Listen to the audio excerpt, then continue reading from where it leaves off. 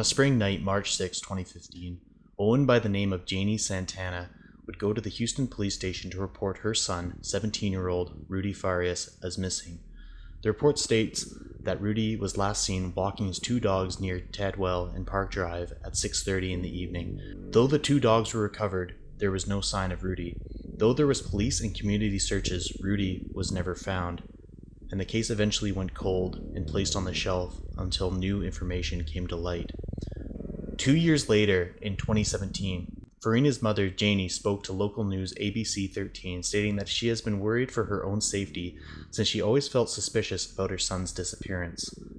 A year after that, in 2018, the family notified the police about seeing Rudy living out behind one of their relatives' house. Though the police investigated this claim, no evidence was found of Rudy, and the case once again went cold.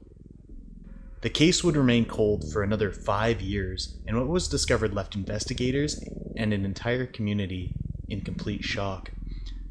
Police were called in the early hours of June 29, 2023, to a man sleeping on the front steps of a southeast Houston church. Houston Fire and Rescue were also called and claimed that Farina's mother, Janie, was at the scene when they got there. Despite wanting to take Rudy to the hospital, Rudy declined and instead went with his mother, despite having cuts and bruises all over his body. 3 days after this event, on July 2nd, Janie posted to Texas EquiSearch, a nonprofit search and rescue organization, and wrote, "We want to thank the media and public for all their support. My son Rudy Farias was found on Thursday, June 29th, after being missing for 8 years. Currently, we do not have any additional information on Rudy's case. What we do know is that at the time of his recovery, a Good Samaritan located him unresponsive and immediately called police and 911. My son Rudy is receiving the care he needs to overcome his trauma, but at this time, he is nonverbal and not able to communicate with us. We are asking for privacy during this difficult time, but we want to share more details as Rudy comes to heal." Though the story would appear to have a happy ending, the question at this time remained, where has Rudy been all of this time? Answers to these questions would begin to be answered in the following days. On July 5th, the police began to interview Rudy. Janie was also present, but asked an activist by the name of Quinnell X to be there during the interview. What X would reveal from that interview to the public is absolutely shocking, horrific, and revolting. The things he told me, I broke down in tears. She was giving him drugs. She was punishing him by locking him in the room over and over. She convinced him that law enforcement wanted to put him in jail, that law enforcement were looking for him because he ran away, and that because he ran away, he was going to go to prison. And she convinced him, and then giving him psychotropic medication, giving him all type of drugs, and convinced him that he was in trouble. And so she convinced him to use an assumed name, and on top of the sexual abuse. No doubt about it. And I started crying. I couldn't believe I tried to hold back my tears to be strong for him because I didn't want him to see that. I just started crying. No mother. The most sacred thing to a young man is his mama.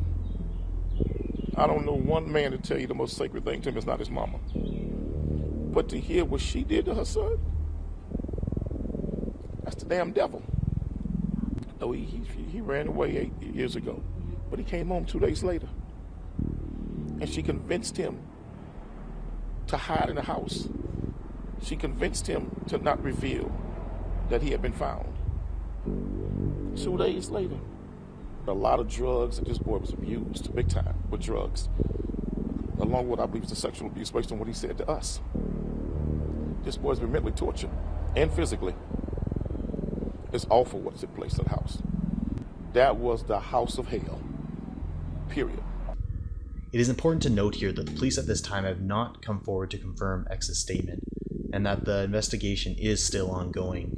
The news was also shocking to Rudy's aunts Sylvia and Paulina, who thought that Rudy has been missing all of this time, even telling reporters that they would help look for Rudy even years after him being missing. This definitely goes to show that there is an incredibly foul motive to Janie.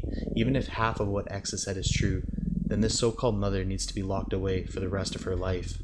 It has recently been confirmed that Janie Santana has received thousands of dollars through her missing son's GoFundMe page, shedding light on a possible motive for making her son disappear for all of this time. As time moves on, we will see new information come to light about this incredibly evil situation.